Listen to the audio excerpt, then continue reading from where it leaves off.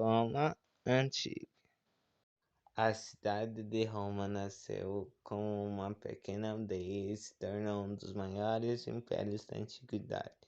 Situado na Península Itálica, centro do Mediterrâneo europeu, Roma era o centro da vida política e econômica da região. Fundação de Roma. A fundação de Roma está envolta em lendas. Segundo a narrativa do poeta Virgílio, os romanos descendem de Enéas, herói troiano, que fugiu para a Itália após a destruição de Troia pelos gregos por volta de 1400 a.C. Reza a lenda que os gêmeos Rômulo e Remo, descendentes de Enéas, foram jogados no rio Tibre, por ordem do Amulio, usurpador do trono. Amamentados por uma loba e depois criados por um camponês, os irmãos voltaram para destronar Amulio. Os irmãos receberam a missão de fundar Roma. Em 753 a.C., Rômulo, após desentendimento, assassinou Remo e se transformou no primeiro rei de Roma. Monarquia romana. Na Roma monárquica, a sociedade era formada basicamente por três classes sociais: os patrícios, a classe dominante formada por nobres e proprietários de terra; os plebeus, que eram constituídos por comerciantes, artesãos, camponeses e pequenos proprietários; e os clientes, que viviam da dependência dos patrícios e os plebeus e eram prestadores de serviços.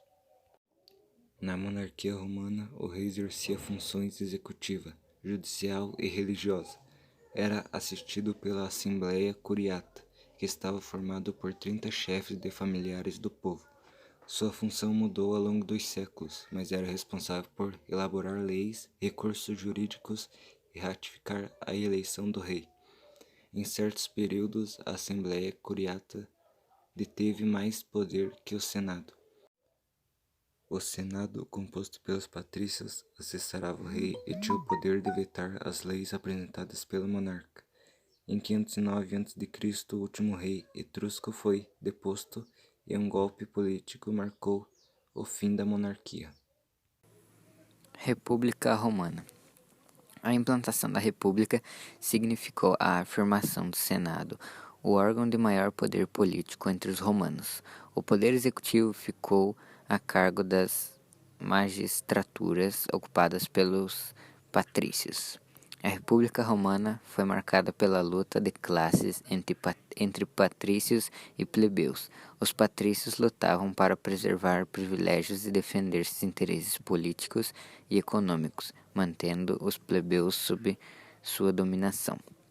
Entre 449 e 287 a.C., os plebeus organizaram 5 revoltas que resultaram em várias conquistas: tribunos de plebe, leis das tábuas, leis licínias e lei canuleia.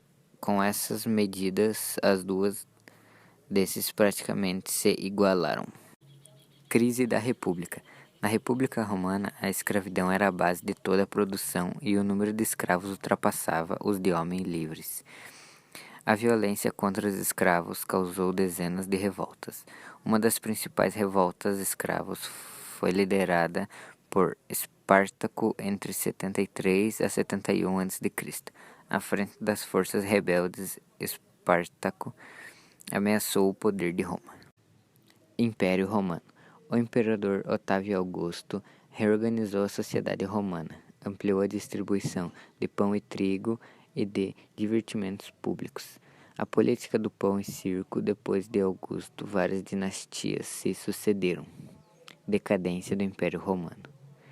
A partir de 235, o Império começou a ser governado pelos imperadores soldados, cujo principal objetivo era combater as invasões.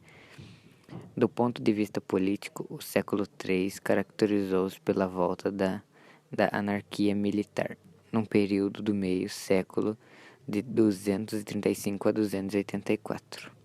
Roma teve 26 imperadores, dos quais 24 foram assassinados. Com a morte do imperador Teodósio em 395, o Império Romano foi dividido entre seus filhos, Honório e Arcádio, decaindo assim por completo.